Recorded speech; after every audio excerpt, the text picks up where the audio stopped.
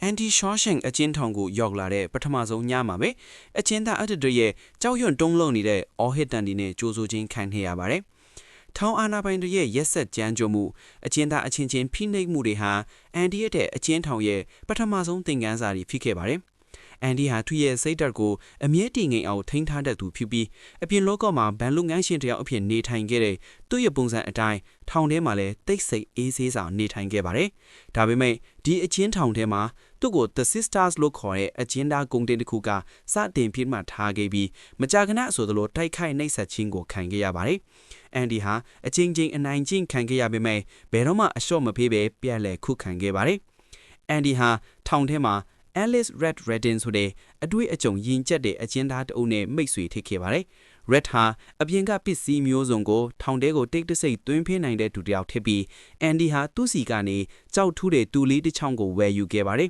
။ Andy ကကြောက်တွေစုဆောင်းဟာတာကိုဝါဒနာပါလို့ဖြစ်ကြောင်းပြောပြခဲ့ပါတယ်။ Red ဟာ Andy ကိုပထမဆုံးတွေ့တုန်းကတော့သူဟာထောင်ထဲကလူတွေနဲ့မတူပဲအေးဆက်ဆက်နဲ့မာနာကြီးတယ်လို့ထင်ခဲ့ပေမယ့်နောက်ပိုင်းမှာတော့ Andy ရဲ့အတွင်းစိတ်ထားကောင်းမှုဉာဏ်ပညာရှိမှုနဲ့ခိုင်မာတဲ့စိတ်ဓာတ်တွေကိုမြင်တွေ့ပြီး Andy ကိုလေးစားချစ်ခင်လာခဲ့ပါတယ်။1954ခုနှစ်ရောက်တော့ Andy ဟာထောင်အဆောင်ရဲ့ခေါင်းဆောင် Byron Hadley ရဲ့အမွေခွန်ကိစ္စကိုဖြေရှင်းပေးခဲ့တာကနေသူ့ရဲ့ဘန်လုပ်ငန်းအတွေ့အကြုံတွေဟာထောင်ထဲမှာအသုံးဝင်လာပါတော့တယ်။ Hadley ဟာသူ့ရဲ့အမွေခွန်တွေကိုရှော့ချဖို့ Andy ကကူညီပေးခဲ့နောက် Andy ဟာထောင်အဆောင်ရဲ့အခွန်ကိစ္စတွေကိုစီမံခန့်ခွဲပေးသူဖြစ်လာခဲ့ပါတယ်။ဒီလိုနဲ့ Andy ဟာ The Sisters ဂုံရဲ့နှိစက်မှုတွေကနေလွတ်မြောက်ယုံတာမကထောင်တွင်းအလုပ်ကျန်းတွေကနေလည်းရုံးစာရေးအလုပ်ကိုပြောင်းရွှေ့လုပ်ကင်ခွင့်ရရှိခဲ့ပါတယ်။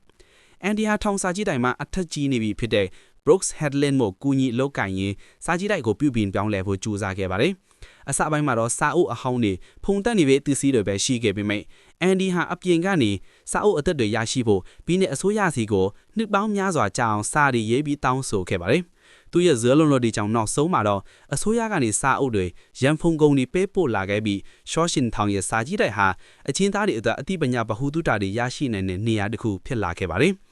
Andy ဟာအချင်းသားတွေကိုစာဖတ်ဖို့ပညာသင်ကြားဖို့လည်းကူညီပေးခဲ့ပါတယ်။1954ခုနှစ်မှာတော့ Brooks ဟာနှစ်ပေါင်း90ကြာထောင်ထဲမှာနေထိုင်ခဲ့ပြီးနောက်လုံမင်းချမ်းသာခွင့်နဲ့လွတ်မြောက်လာခဲ့ပါတယ်။ဒါပေမဲ့ထောင်ထဲမှာကျင်းကြနေတာကြာမြင့်တော့အပြင်လောကနဲ့အသားမကျတော့ပဲစိတ်သက်ကြဆင်းခဲ့ရပါတယ်။အပြင်လောကရဲ့ပြောင်းလဲမှုတွေကိုသူလက်မခံနိုင်တော့ပဲနောက်ဆုံးမှာတော့သူ့ကိုယ်သူအဆုံးစီရင်သွားခဲ့ပါတယ်။ Brooks ရဲ့ဖိရက်ကအချင်းထောင်ဟာလူတစ်ယောက်ရဲ့လွတ်လပ်ခွင့်ကိုသာမကသူ့ရဲ့စိတ်ဝိညာဉ်ကိုပါဘလောက်အထိချုံနှောင်ထားနိုင်တယ်ဆိုတာကိုပြသခဲ့ပါတယ်။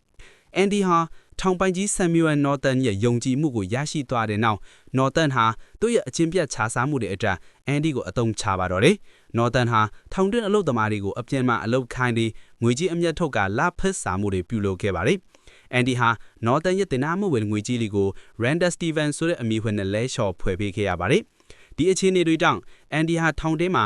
ဘန်လင်ကန်ရှင်တယောက်အဖြစ်ဆက်လက်နေထိုင်ခဲ့ရပြီးသူ့ရဲ့လွတ်မြောက်ရေးအိမ်မက်တွေမေ့မိလာသလိုခံစားခဲ့ရပါတယ်။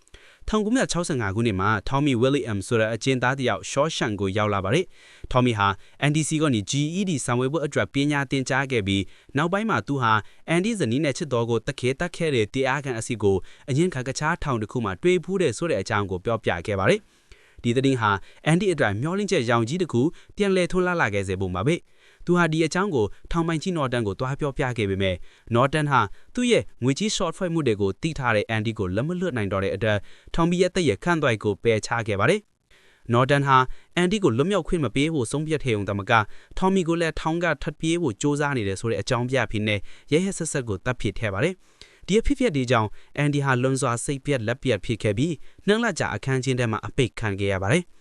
Andy ဟာဒီလိုမတရားမှုတွေကြားမှာသူ့လည်းမျောလင့်ချက်တွေကိုဆွလွတ်လိုက်ပြီးလားလို့ Red နဲ့အခြားသူတွေကစိုးရိမ်ခဲ့ကြပါတယ်။ဒါပေမဲ့ Andy ဟာအမြဲတမ်းပြောတဲ့သလိုပဲ get busy living or get busy dying ဆိုတဲ့စကားအတိုင်းအသက်ရှင်ဖို့အတန်တိတ်ဆိတ်ကြီးစ조사နေခဲ့တာပါ။သူဟာ Red Sea ကနေဝယ်ခဲ့တဲ့ကြောင်းထူလေးတူလေးတစ်ချောင်းကိုသူအခန်းနေရာမှာနှစ်ပေါင်းက19နှစ်ကြာအောင်နေတိုင်းနေလေးစီတူးဆွဲနေခဲ့တာပါ။သူတူးထားတဲ့ဥမှန်ကိုဖုံးကွယ်ဖို့အတွက်နေရာမှာ Rita Hayworth နဲ့ Raquel Welch တို့ရဲ့ poster တွေကိုချိတ်ထားခဲ့ပါတယ်။ဒါအပြင်သူဟာထောင်ပိုင်ကြီး Norton ရဲ့ငွေကြီး short ဖွဲ့မှုမတန်အားလုံးကိုလည်းလူရော့ဝေးစွာစုဆောင်သိမ်းဆည်းထားခဲ့ပါတယ်။1966ခုနှစ်ညတညမှာတော့ Andy ရဲ့နှစ်ပေါင်းများစွာစ조사မှုတွေအောင်မြင်သွားပါတော့တယ်။သူဟာနေရန်ကိုဖောက်ထွက်ပြီးထောင်ရဲ့ပိုက်လုံးတွေထဲကနေတော်အားကြွခဲ့ပါတယ်။ ထောင်ရဲ့ရေစိုးပိုက်ထဲကနေဖျက်ဆီးခဲ့ပြီးလွတ်လပ်ခြင်းစီကိုဦးတည်ခဲ့ပါတယ်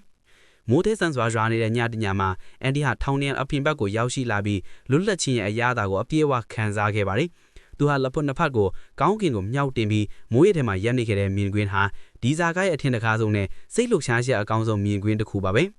ထောင်ကနေလွတ်မြောက်လာပြီးနောက်အန်ဒီဟာနော်တန်ရဲ့ငွေကြီးရှော့ဖွဲ့မှုမှတ်တမ်းတွေကိုတိတ်ဆိတ်ထားခဲ့တဲ့ပန်းတွေကိုတွားရောက်ထုတ်ယူခဲ့ပါတယ်ဒါအပြင်သူဟာနော်တန်ရဲ့ငွေကြီးအရှုပ်တော်မှတ်တမ်းအားလုံးကိုဒီတိုက်ရင်သတင်းတိုင်းတစ်ခုစီကိုပို့ပေးခဲ့ပါတယ်မကြခင်မှာရဲတွေဟာရှော့ရှင်းထောင်ကိုရောက်လာပြီးဟက်လစ်ကိုဖမ်းဆီးခဲ့ပါတယ်။နော်တန်ကတော့သူ့ရဲ့ပြစ်မှုတွေပေါ်ပေါက်ကုန်းစိတ်ကြောင့်အဖမ်းမခံအောင်သူ့ကိုသူတတ်စီသေးသွားခဲ့ပါတယ်။အန်ဒီဟာသူ့ရဲ့စ조사မှုတွေဇွဲလွတ်လွတ်တွေနဲ့အတူသူ့ကိုမတရားဖိနှိပ်ခဲ့တဲ့သူတွေပေါ်ပြန်လဲခလက်ချေနိုင်ခဲ့ခြင်းပါပဲ။နောက်ပိုင်းမှာတော့ Red ဟာနှစ်ပေါင်းရာစီကြာထောင်ထဲမှာနေထိုင်ခဲ့ပြီးနောက်လူမိချမ်းသာခွင့်နဲ့လွတ်မြောက်လာခဲ့ပါတယ်။သူဟာ Brooks လိုပဲအပြင်လောကနဲ့အသားမကျတော့ပဲစိတ်သက်ကြအစင်းနေတာပါ။ဒါပေမဲ့အန်ဒီဟာထောင်မကျခင်ဒီကနေ Brad ကိုကတိတခုပေးထားခဲ့ပါတယ်။သူလွတ်မြောက်လာရင်မက္ကဆီကိုနိုင်ငံဇီဟွာတီနေဟိုဆိုတဲ့ကမ်းပြေချိုးမျိုးတစ်ခုမှာတွေ့ဆုံကြမယ်ဆိုတဲ့ကတိပါ။ Red ဟာအန်ဒီပြောခဲ့တဲ့နေရာကိုရှာဖွေထွားခဲ့ပြီးအန်ဒီထားခဲ့တဲ့စားတလောင်းနဲ့ငွေကြီးအနှင်းငယ်ကိုရှာဖွေတွေ့ရှိခဲ့ပါတယ်။အန်ဒီရဲ့စာထဲမှာ Hope is a good thing, maybe the best of things လို့ရေးသားထားတာကို